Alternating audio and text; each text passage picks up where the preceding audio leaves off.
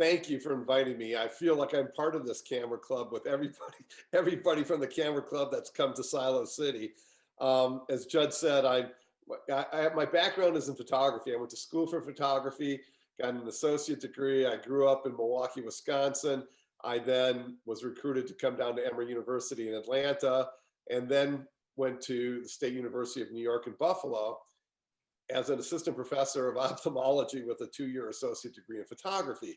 I don't say that, but my life has been photography and imaging. And I photograph in and around the eye. I continue to do that. I started my own company. I do consulting now. But I also have always done my own work. And so I have this, I always describe myself as being sort of split in half, this medical, scientific, technical side and the fine art side. I made a decision a long time ago to work on my own personal projects. And when I went up to Buffalo, it reminded me a lot of Milwaukee. All 4 grandparents came from Sicily. And so I was over the years, always interested in ethnic neighborhoods and in northern industrial cities. And so I went, part of the State University of New York had a program that I was able to create my own degree. I actually created a degree in biomedical photography. And as part of that, I did a course with a local professor, history professor, on a neighborhood in Buffalo. And knowing that I was a photographer, he said, here, take your camera. We'll drive around Buffalo one day. You pick a neighborhood, and for the next 16 weeks, you use your camera to learn about it. And that 16-week course ended up lasting 16 years in terms of this project.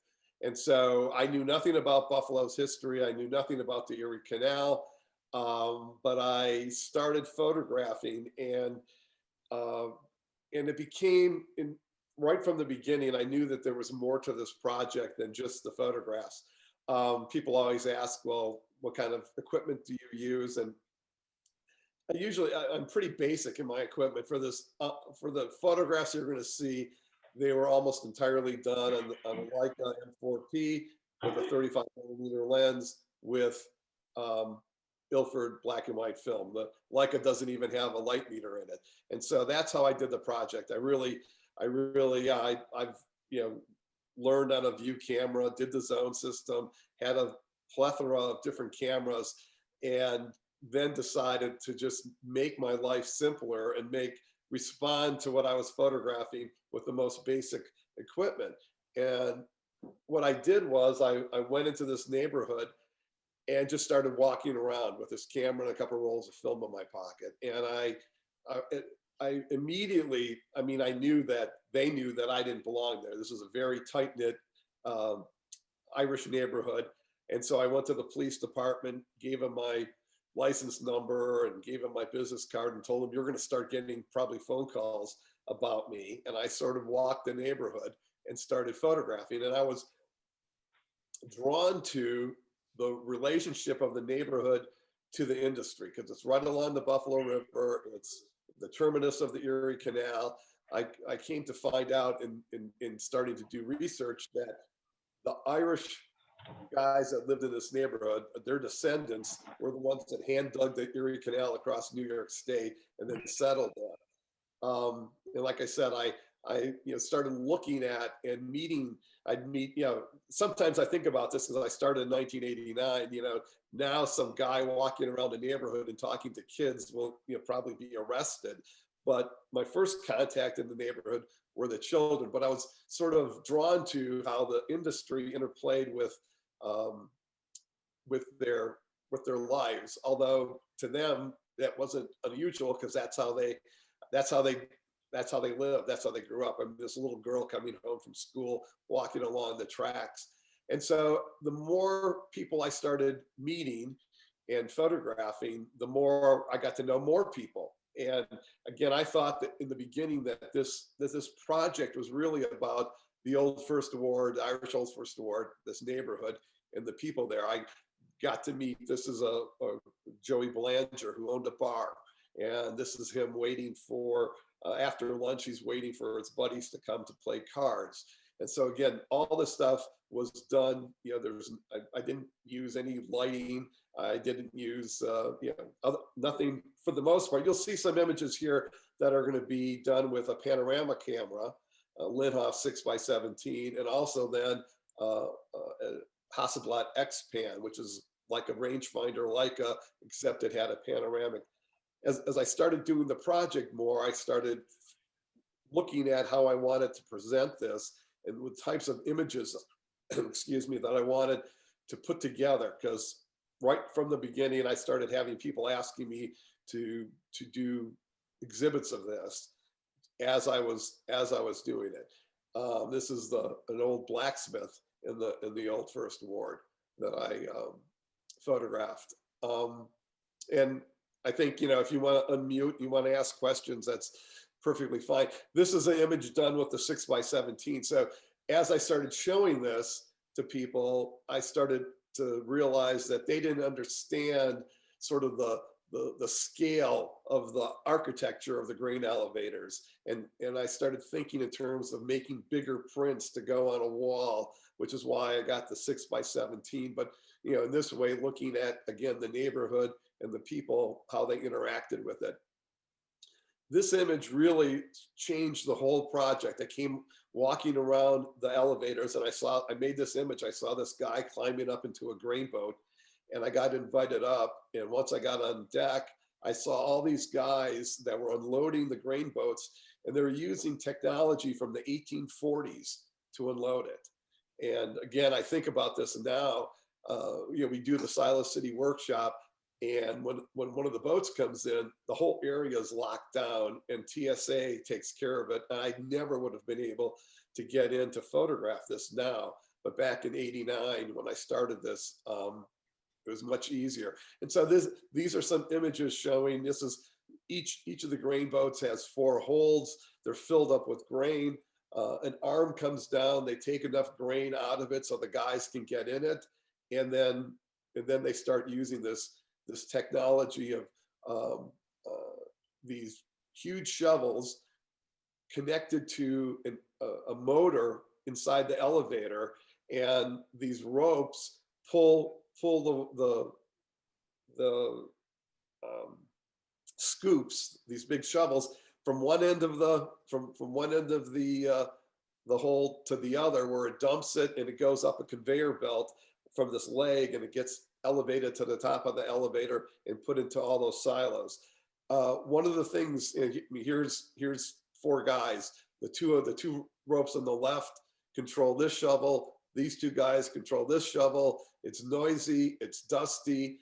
They use hand signals. You know, when this guy pulls it, the shovel goes back and he drops it. When this one, it pulls it forward, they dump it over here and it goes up. So these guys are in a union that they get paid by the amount of grain they unload, not by the hour. And when I started this project, there were 80 guys that were doing this, four gangs of 20.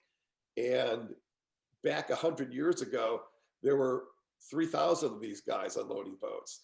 And when the US and Canadian government opened up the St. Lawrence Seaway to larger ships, like overnight, ships can come from anywhere in the world, go up the Great Lakes, load with grain and leave. And that literally killed the grain transshipment industry in Buffalo. The only grain coming in then was only stuff that was being used there for flour milling or cereal. And so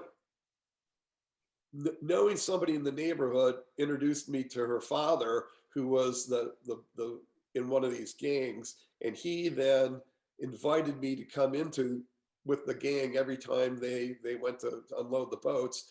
And so I got a unique opportunity to be able to photograph every time that gang worked. And so I was working at the university, but if a boat came in, I would go down early in the morning in my jeans, I'd photograph, I'd go to work, change in my office, do my ophthalmic photography, and then change back and go back and photograph again. I'd photograph on weekends.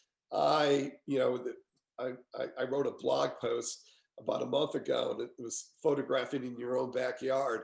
And, this was the project that really started me doing that, is that, I travel a lot, I photograph a lot, but to really spend time photographically with something, you have to have some access to it. And for me, it was this project started that. Um, I quickly realized that there was more to this than the photographs.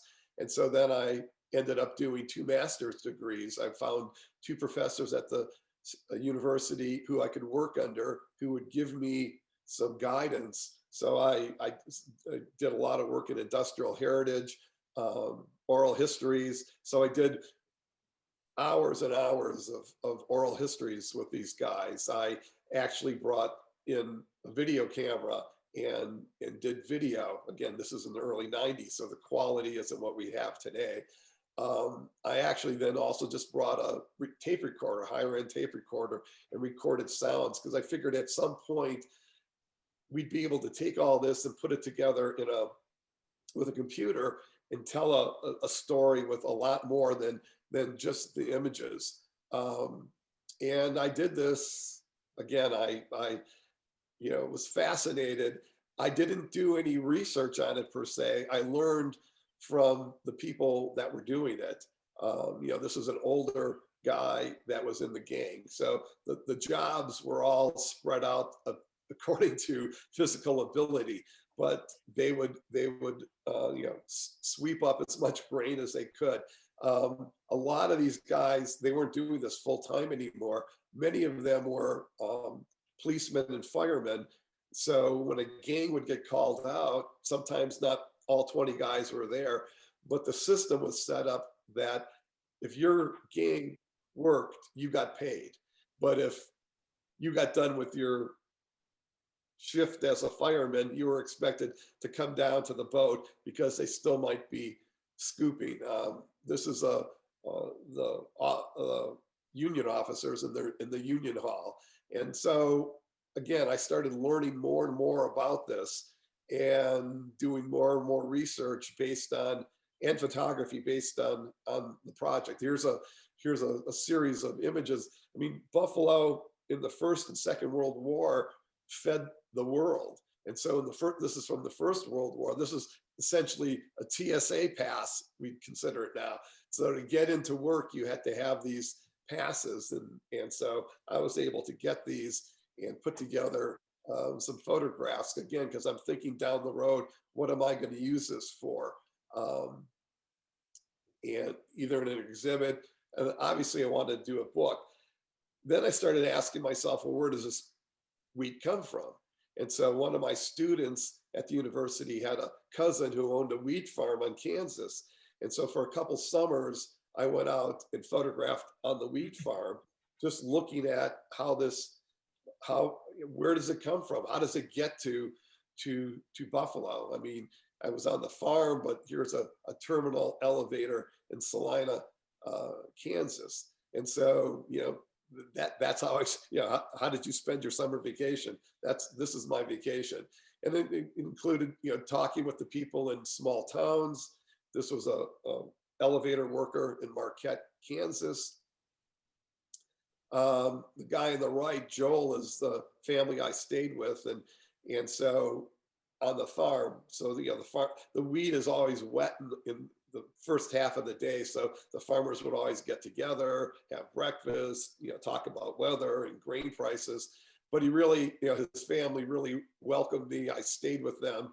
I lived and ate with them, and learned here, using the combine to cut the wheat. I got not only to be able to photograph, but learned how to actually drive and operate a combine, a wheat combine. And that was sort of, the bonus of doing this was the people I met and the experiences I got to have in addition to making the photographs. Now I did use a Hasselblad. I had a Hasselblad camera, so I'd use that a few times when I'd be making images as I drove around and photographed throughout Kansas. Here's an abandoned grain elevator. You could see, when you drive the landscape, you could always see where the towns were just by the elevator sticking up on the horizon. But a lot of the same thing that was happening in Buffalo, because once the grain stopped coming there and the quantities that it did, all of a sudden these elevators started to become abandoned. And one thing I forgot to mention was that the grain elevator was actually invented in Buffalo, and this way of unloading it was invented in Buffalo. So architecturally, there's people from all around the world that come to Buffalo just to study the grain elevators. I also went down the Mississippi to New Orleans, which is, the grain comes down there now in barges, and ocean going, excuse me, ships come up the Mississippi. And so I looked at this modern way of unloading grain that was completely different and only required a few men to do it rather than 20 guys in one hold and 20 guys in another hold. But I knew that it was going to, at some time, it was going to stop. I also then, the grain boats, a couple of them coming into Buffalo, were owned by George Steinbrenner, the owner of the Yankees. Most people don't know that his money came from his father's shipping business on the Great Lakes. And so his company still would hire the scoopers to unload these boats, and the scoopers would constantly make concessions in their salary to keep on unloading. The way the Buffalo River is, it's very curvy, and these older boats were the only ones that could get up there. And they were always fighting against trying to keep out the self-unloading grain boats. So I went up to Duluth, Minnesota. I got invited to do a trip on one of Steinbrenner's boats, and I photographed the whole process of loading the boats.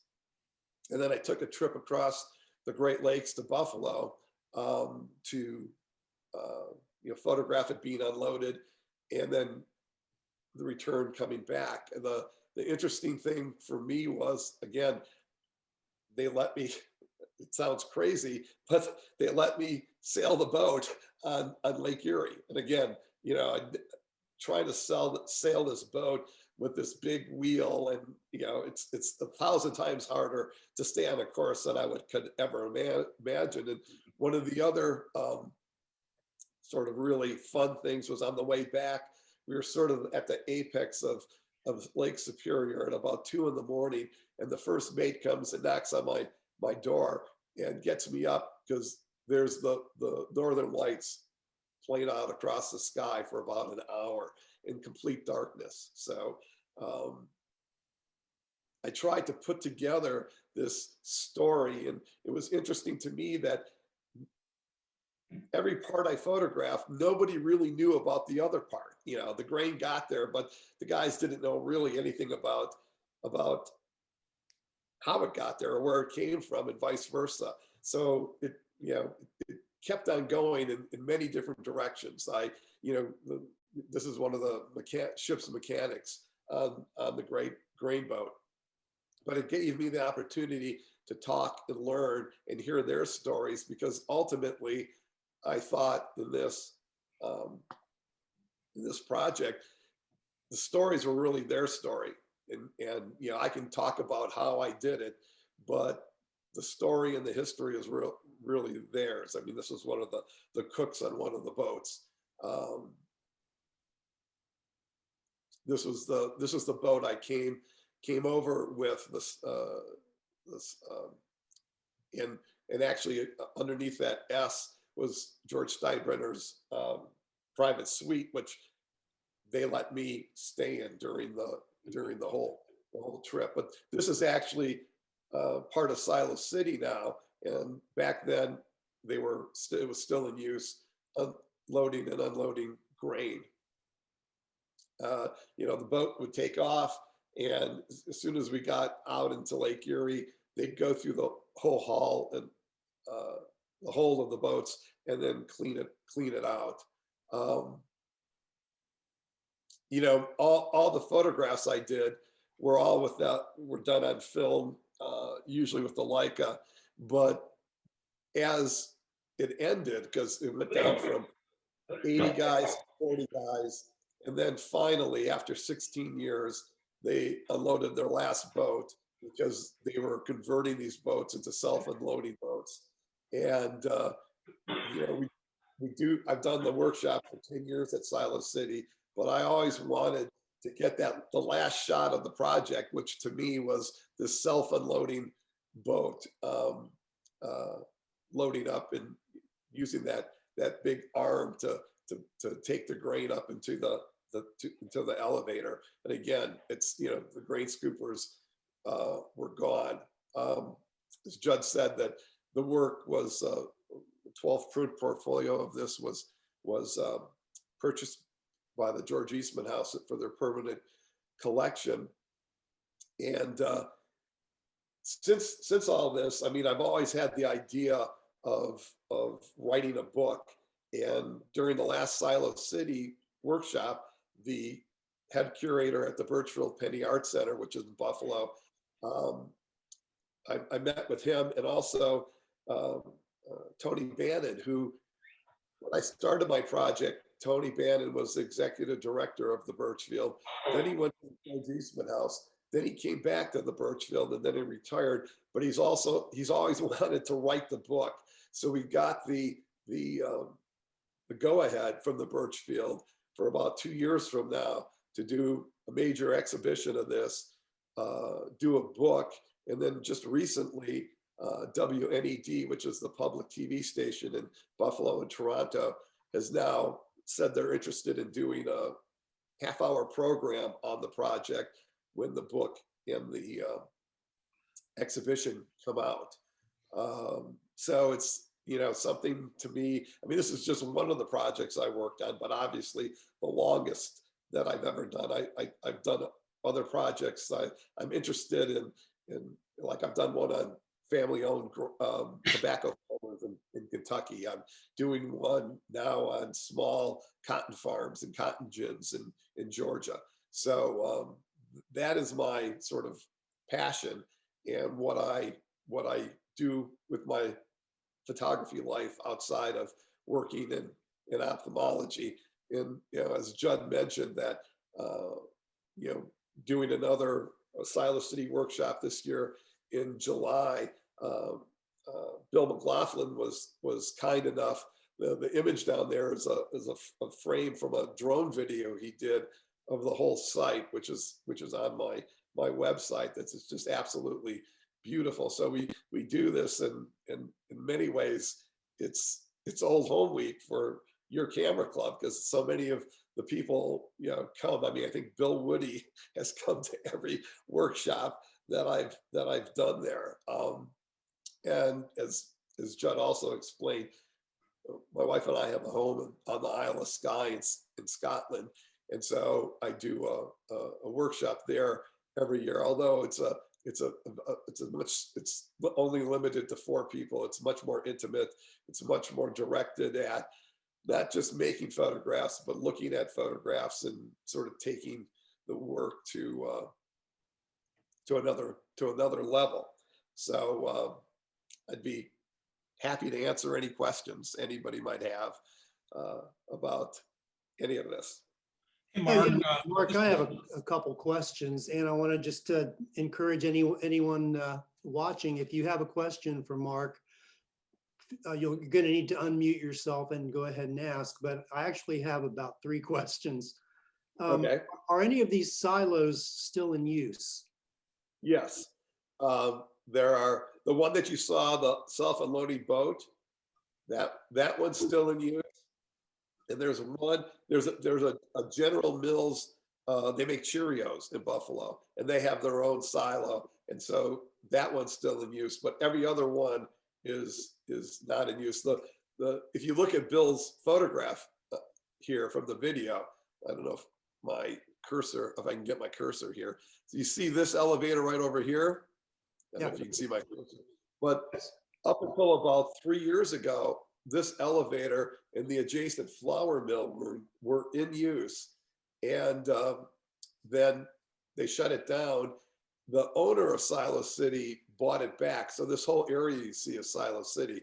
And so this elevator and flour mill have all of the equipment still in it, just as it was when they stopped using it.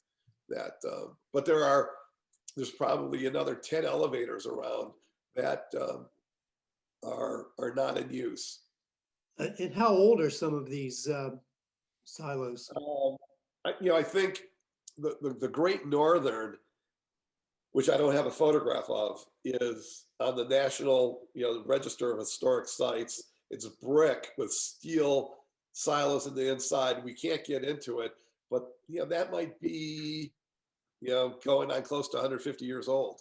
Oh, wow. These were probably made more at the turn of the, 1900, shortly after. There's all different ways of constructing these, and so you look at them and you can, if you're there, you can actually see the way they were constructed. Okay, and my final question, so of the ones that are not being used, are they intending to preserve all of Silo City, or? No, well, I don't know if you can see here, but Yeah, there's sort of where my cursor is. There's so this is Silo City right here, not the elevator across the river, and not this elevator over here. But the first part of this, the American Warehouse, which many of the Camera Club members have fond memories of photographing, it actually was purchased from the owner for $65 million, and they're making it into basically a mixed use building. They're going to have condos there. They're going to have retail on the first floor. They're going to have public spaces. They're going to have a gallery there. I don't think that they're going to go and do all of this, but that one building, they started work on it, and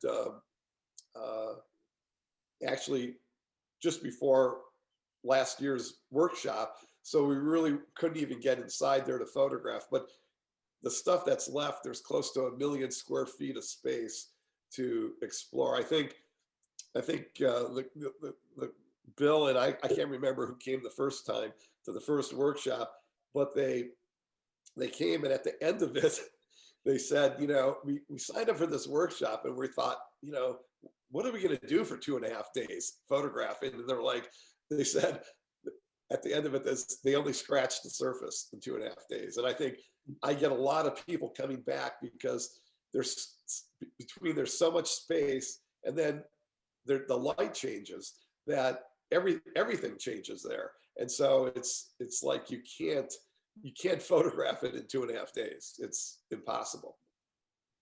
But so some of these things are just going to sit there.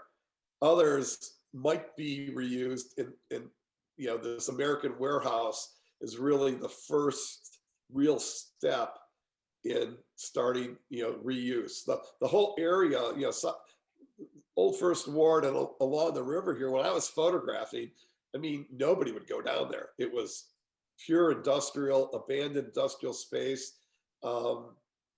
It was overgrown, and there were some toxic dump areas.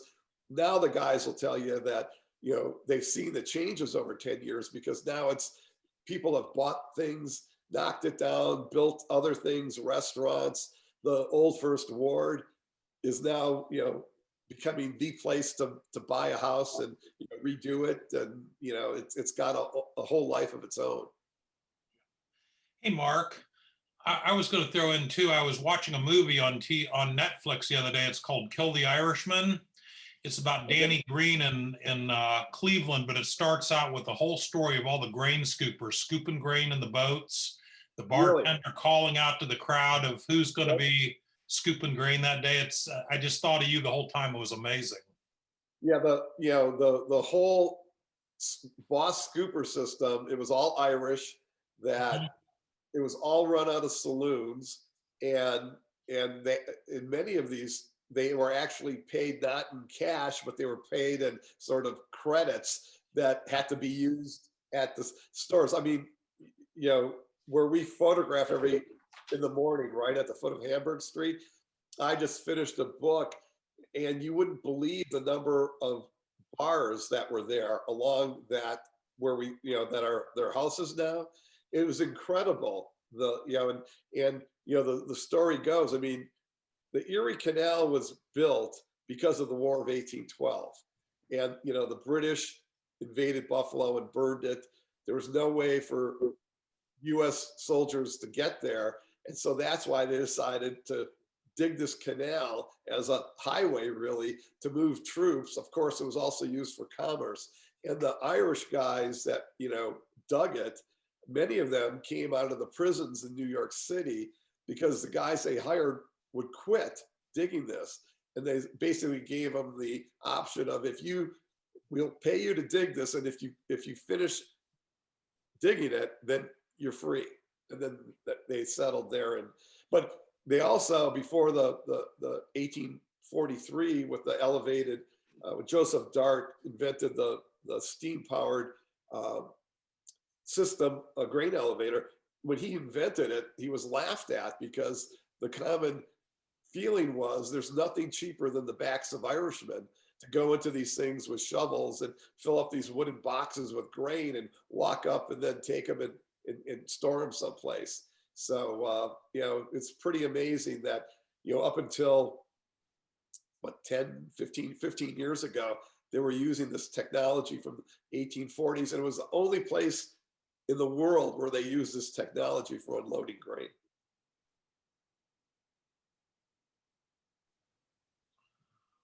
That's a great story. Anyone else have questions for Mark? Yeah, that was a great presentation, wonderful photos. But the working conditions that you mentioned, even as recently as what you just said, not that long ago, how difficult, how harsh, health concerns. Can you speak to that? Yeah, I mean, there was a lot of brown lung from inhaling that dust, right? It was only when I got to the end of the project that they actually were starting to wear, like masks like we do for COVID, or a little heavier mask. You could see those shovels going back and forth, and the rigging that went on, and at times, some rope would let go and someone would get hit with one of those. But the most typical thing that would happen would be, guys would do this into their 60s, right?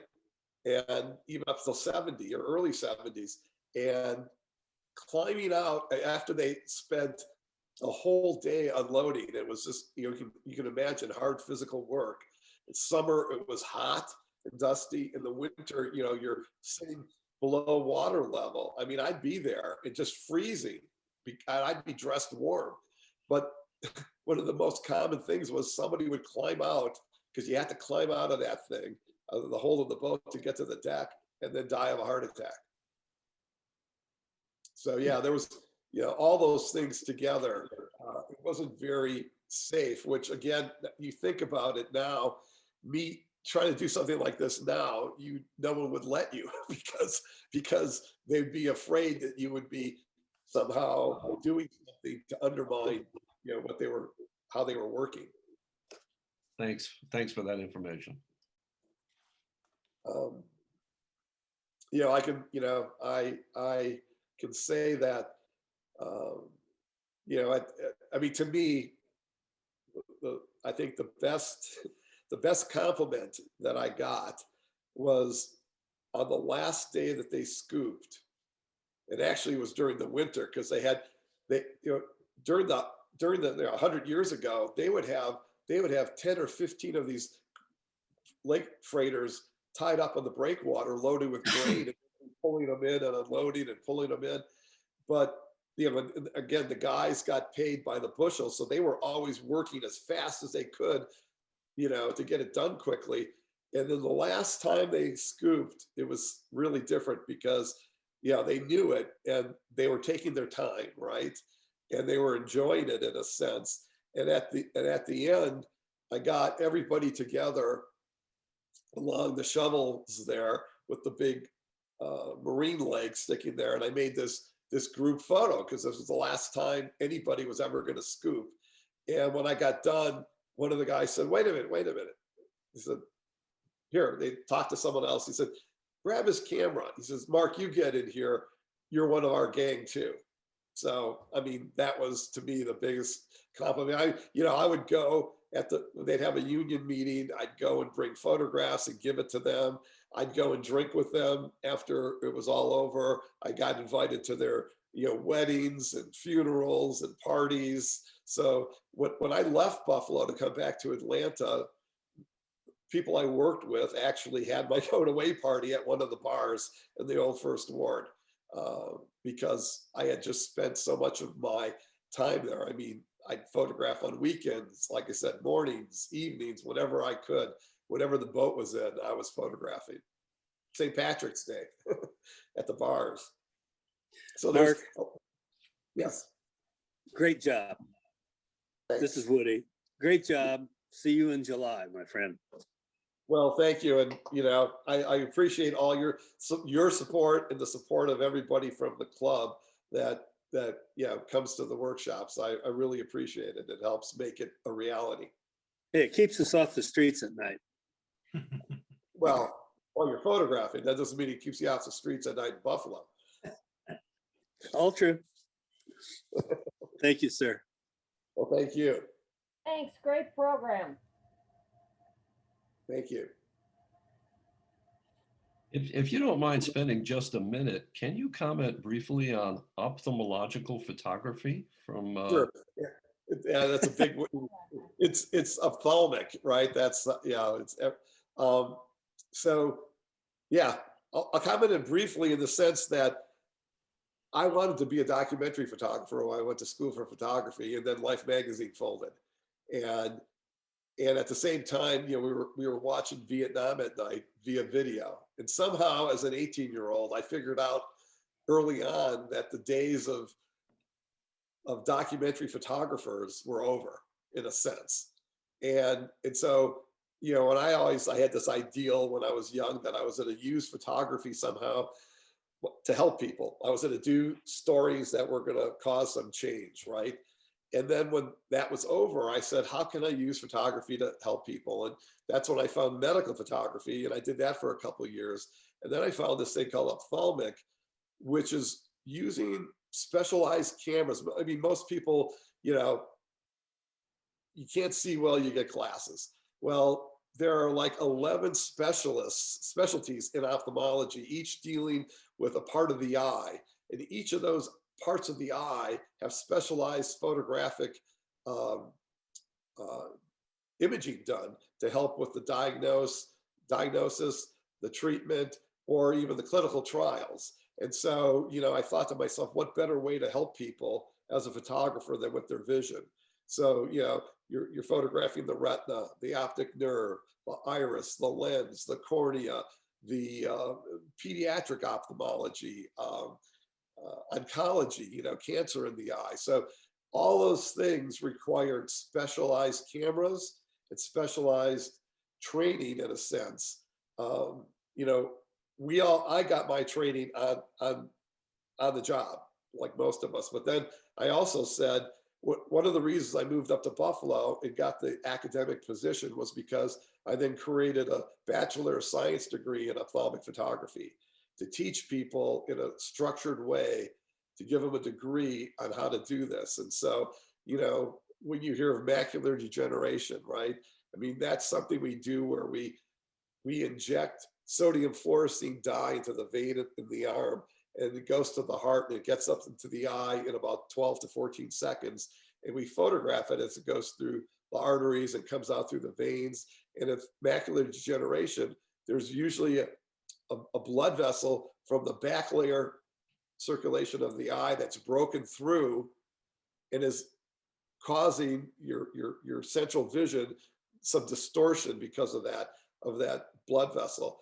But I mean, that's just one thing. Diabetic retinopathy. We would photograph diabetics with this dye, and all these things are treated a long time ago just with laser. Now they're treated with laser, and there's drugs that they can give instead of laser.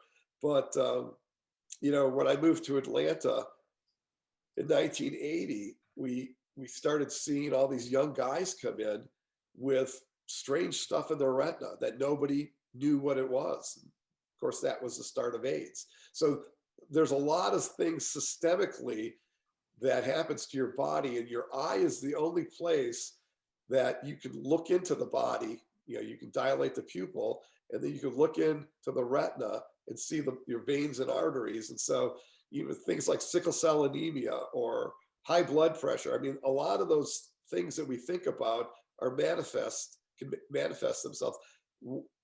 One of the things that I did, you know, I was anti-digital. I was the guy that would get up at the meeting. We started doing digital imaging of the eye in 1984 in ophthalmology. And I'd always raise my hand because the quality wasn't very good at all. It was quick, it was fast, but the quality wasn't good.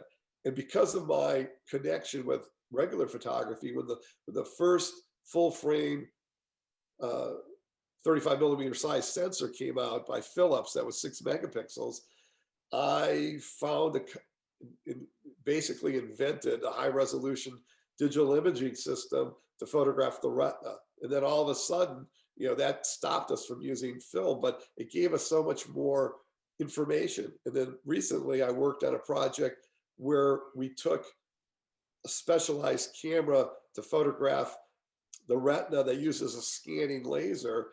We modified it and the software to be able to image amyloid plaques in the retina.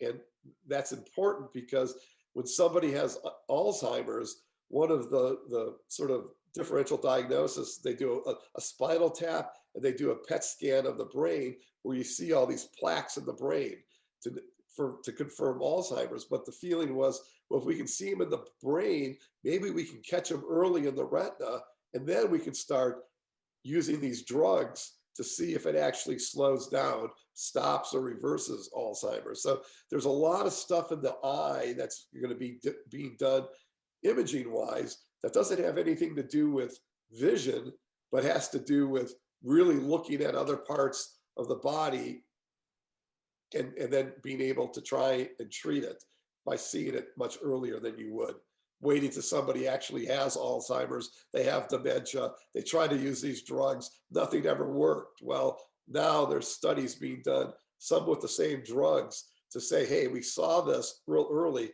Is it going to slow it down in these people? Thank you very much. I appreciate that. Very helpful. Thanks. So, yeah, so well, thank you for inviting me to speak. You know, go to my website and see Judd's beautiful, not Judd's, but Bill's beautiful drone footage of Silo City. He did a great job. Well, thank you very much, Mark, for a really well organized and informative presentation with amazing photographs.